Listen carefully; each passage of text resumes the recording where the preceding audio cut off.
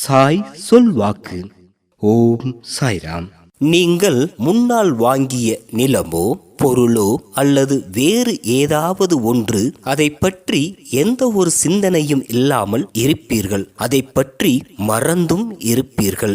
அப்பொருளின் மதிப்பு அதிகமாக இருக்கும். இந்நிலையில் அதை வாங்குவதற்கு பலர் வருவார்கள்.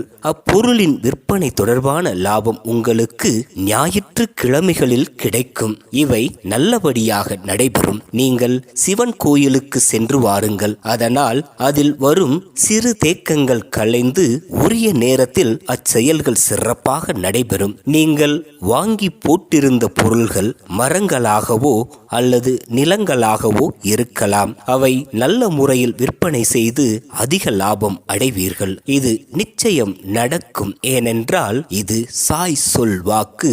சகல நன்மைகளும் கைகூடும். இந்த சாய் சொல்லின் வாக்கு நிச்சயம் பலிக்கும். ஜெய் சாய்ராம்.